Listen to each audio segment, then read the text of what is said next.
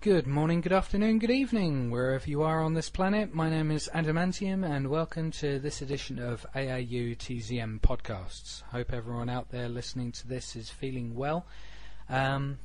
Also like to thank you all for listening as well.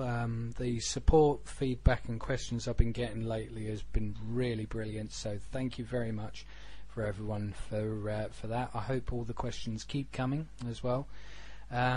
Also, for those of you listening to this on YouTube right now, my podcast also exists on TalkShoe.com. There's a link to the call series page in the description to this video.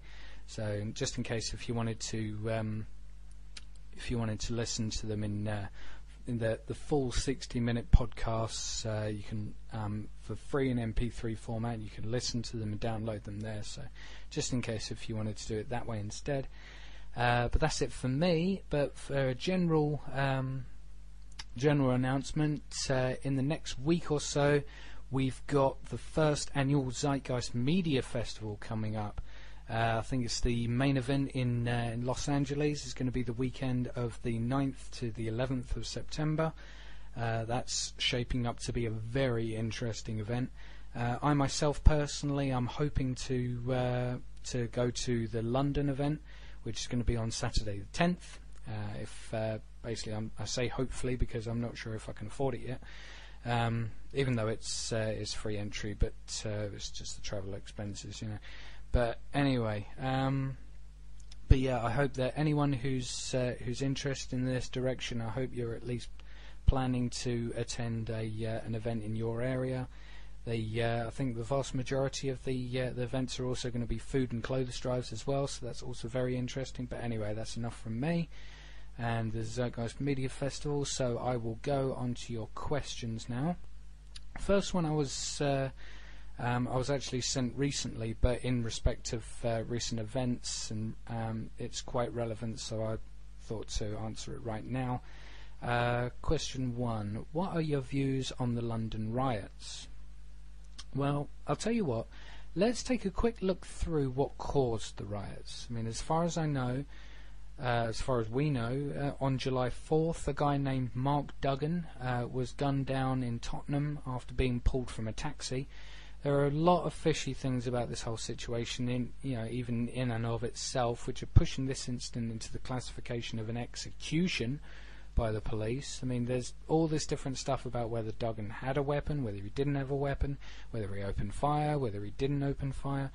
That was really mainly the police's excuse for shooting him, really, because they claimed that he opened fire on them first, so they had to neutralise him. But even for those who claim he did, on both those counts, they claimed that the evidence for it was because a bullet was found lodged in one of the officer's breast radios. How one of those radios could actually stop a bullet is beyond me, but it has come out that that particular bullet couldn't have come from Duggan because it was supposedly a police issue bullet. But that's as much as I'm going to say on that incident at the moment. I mean, as far as certain circles are painting it out, it's shaping up to become like a second JFK assassination. But overall, the untimely death of any human being is, of course, a tragedy and something that really shouldn't happen. But the death of Duggan was just the beginning of the trouble. The straw that broke the camel's back, as it were, occurred 2 days later when a large group of family members, friends, and members of Duggan's community decided to go to Tottenham Police Station and stage a peaceful protest. Now, first of all, they shouldn't have had to have done this. I mean, for one thing, Duggan shouldn't have even been gunned down anyway, especially in the fashion that he was. And second, to add insult to injury, nothing was actually disclosed to Duggan's family. Nothing was said to his family or his friends or his community. They were just ignored. And rightfully so, they were sick and tired of being ignored. So understandably, they took the decisive action and staged a protest. What really started things kicking off is when this protest, instead of being met by a police spokesman or spokesperson or a police official addressing the crowd of concerned people and addressing the reasons for Duggan's death and the reason why they were ignored all that time. They instead were met by the riot squad.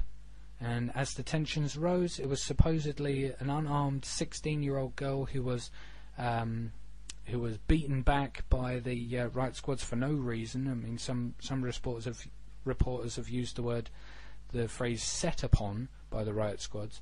I mean, I'm not entirely sure about how objective that is, but overall, after that, it was a done deal for social unrest, and riots started breaking out all over the country, basically. But however, as you review any objective footage of the riots, you will notice that the vast majority of the mayhem and destruction was being perpetrated by young, uneducated white males. Now, I'm no sociologist, and I don't want to appear racist here, but why would young white males of this social caliber be emerging to riot, loot and destroy city centres because of the death of a black man? Now, I'm not, it doesn't make sense. The only explanation I can think of is opportunism. If you look at some of these guys, you will realise that they are representative of some of the poorest pockets and some of the most uneducated pockets of society in the UK. These people are the downtrodden. These people are the so often dismissed, disrespected and disenfranchised youth of England. And when you have a situation where riots, looting and fires are happening, what do you expect them to do?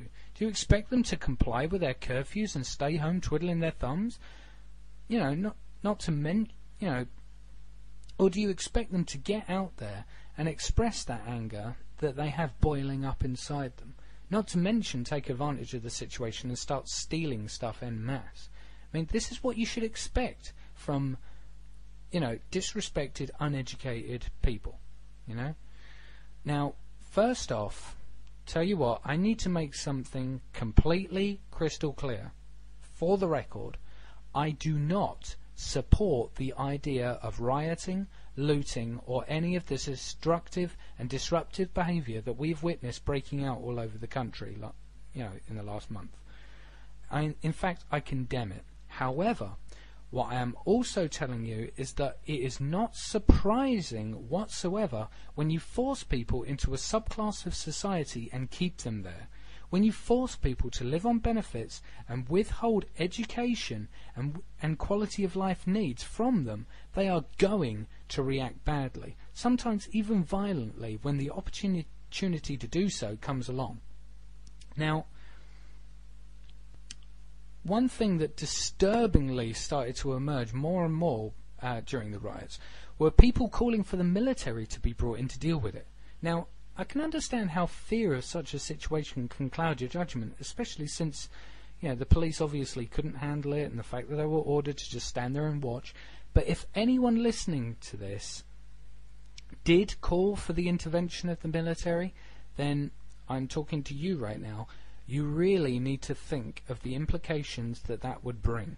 Because I can guarantee you that if the military are called in to take over riot control, and they come in to take over riot control, this is otherwise known as martial law. And guess what happens to all your civil liberties under martial law? Yep, that's right, you got it. They're gone. Every single freedom that you enjoy or take for granted, gone. And that is, really the price you pay for making that kind of demand. But is it really the price to pay for getting a riot under control? Or should it be, should we be looking deeper and removing the very thing that creates the conditions for social ill health, hence social unrest in the first place? With all this considered, I could go off all night about this, but my main point is a simple question. Because the question so many people have been asking is, how do we stop the rioting? Actually, I propose that we instead start asking, how do we stop people from needing to feel like rioting is the only way their voices will be heard? Because that's the point. Rioting is the words of the disenfranchised and uneducated. If you have rioting on your hands, then it's clear that you're not doing a good job of looking after society. It means that you're not providing for society's needs. So instead of measures to crack down on rioting, maybe we need to address the root causes for why any riot happens in the first place. With any person, why any person is forced into a position to feel that rioting is the only way they will be heard.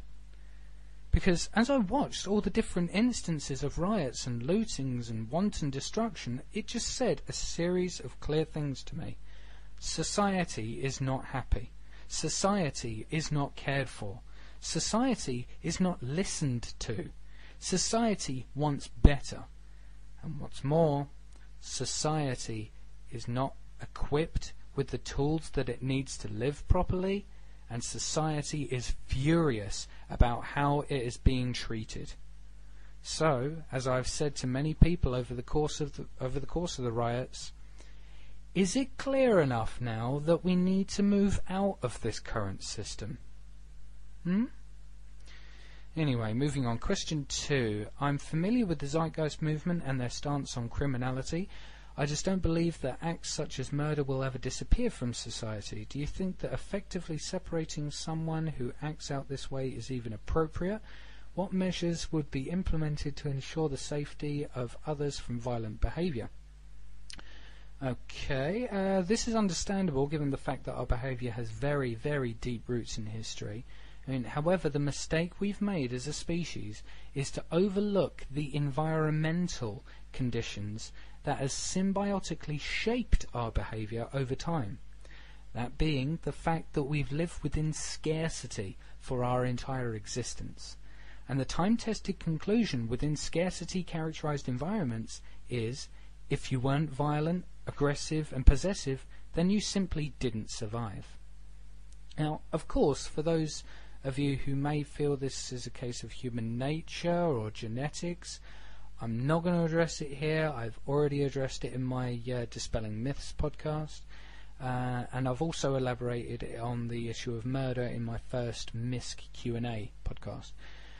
I will point out, however, that you have made a very valid point here when you brought up whether it's even appropriate to separate individuals who commit crimes, ergo slamming them in cells, and I would answer that with a huge resounding no.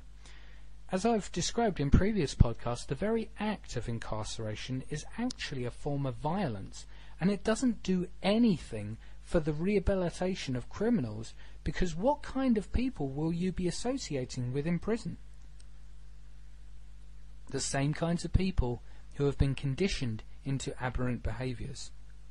Now, I'm not saying that you will come out of prison being extremely psychologically or physically violent, seeing as more and more of the prison population nowadays is consisted of non-violent drug offenders. But you can imagine the kind of aberrance that is bred in that kind of oppressive and restrictive environment. You can't expect someone to learn the error of their ways by surrounding them with people who will only reinforce that behaviour. When it comes to the formality of an act deserving of addressing, in an RBE, the perpetrator won't be thrown in a cell with